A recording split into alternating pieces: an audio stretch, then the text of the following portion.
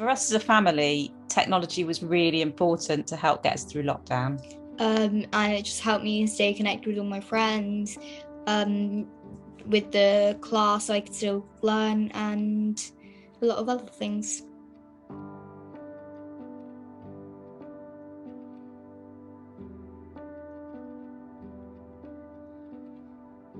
So the beginning of the pandemic was really scary because of the unknown. We didn't know what it meant, really. I found it quite hard. I was scared before it started kicking off in March 2020. So I could see at the end of December something was going on in China. And I can remember saying to my husband, look, what if this comes over here and, it's a respiratory illness. What about Emily? So by the time it really got silly and lockdown came, I think I'd got over the blind panic, but found out as much as I could. And I can remember we went to Gosh about just over a week, maybe 2 weeks before lockdown. And I was getting a bit jumpy about Emily and school. And the consultant there said, look, we just don't know. We don't know what it will mean, but you're going to have to be careful.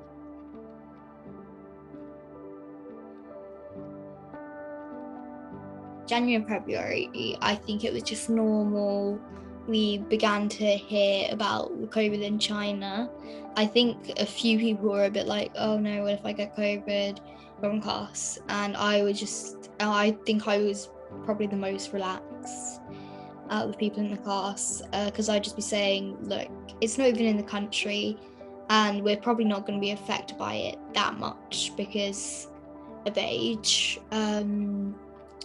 So time went on, and then it got to May, was it? May or March. And I think I actually got a Chromebook as an early Christmas present or just something. And I had to go off into lockdown. And we were saying how lucky it was that I did get the Chromebook before. And I did that for a little bit.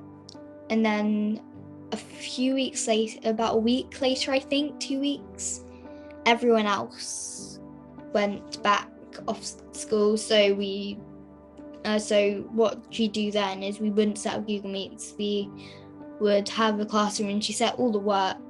Our teacher she'd set all the work on the classroom and we'd all just do it and send pictures, if it's something to draw.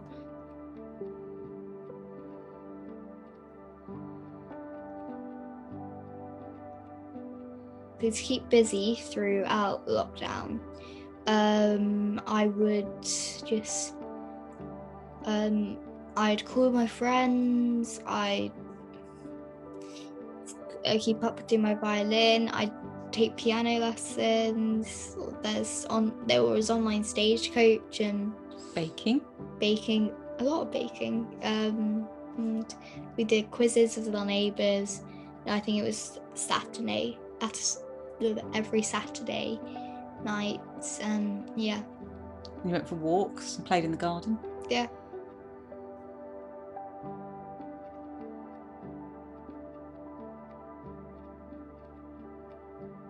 I think for me, the hardest part of the pandemic was the concern about what would happen if Emily became ill. But then as time went on and we realised that actually most children were doing fine, and even children with PH were mostly doing fine. Yeah, then that disappeared, and then it was just a big inconvenience. Yeah. Which just the same as it is for everybody. I think I still had COVID worse than everyone else, or like my other friends from the school who don't have PH. So Emily didn't contract COVID until July 2022, so 2 and a bit years into the pandemic. And do you want to explain how it was, Em? Yeah.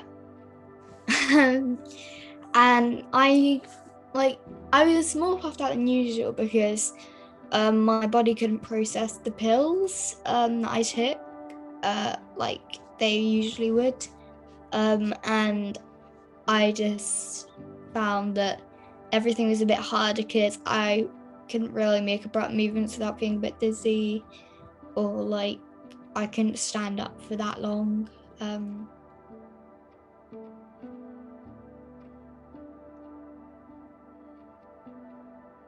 So as a family, we followed the shielding guidance that the government gave out. I don't like taking risks, so I'd rather be cautious than not. Yeah, the thing is, you don't know until you've got hindsight. Because I think what was needed or what was going to happen in the end anyway. And nobody was vaccinated back at the start. We've had COVID after vaccines. I have had. You had one? Yeah, I've had one so far, but I was going to have a second one, but we couldn't make it. You got ill. Yeah. Before I had the vaccine, I hadn't had any COVID at all. Because the only time that I had COVID was actually after I had the vaccine.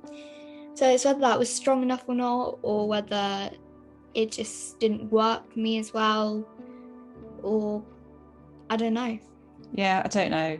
I think the vaccine made me feel better for us as adults.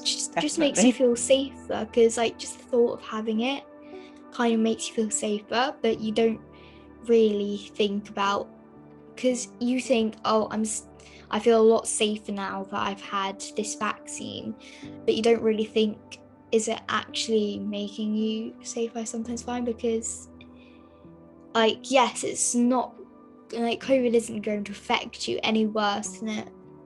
It's just a shame that the vaccine doesn't prevent you from catching COVID totally.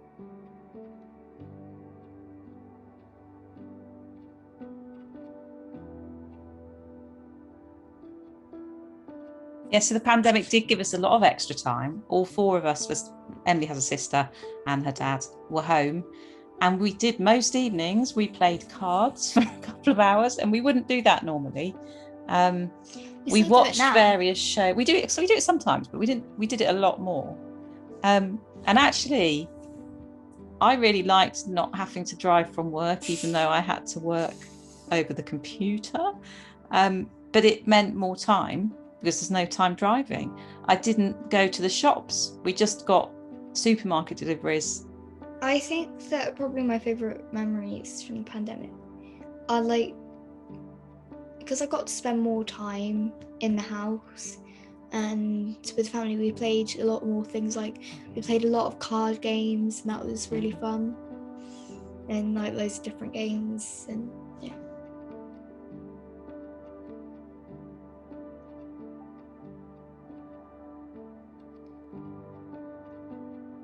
I think that with the pandemic, having PH, that it made it a little bit harder, I think, because I didn't see as much my friends as I would have if I didn't have PH. That like I couldn't. I think I was a bit more worried than other people might, because some of the symptoms of COVID are like shortness of breath, because I think so. It's like, how would that affect me if I already have a bit more shortness of breath? And it's just worrying right at the start. So I think that probably a lot of people found the pandemic difficult, but having a child with pulmonary hypertension, certainly in the early days, made it really worrying. But actually, things have worked out fine.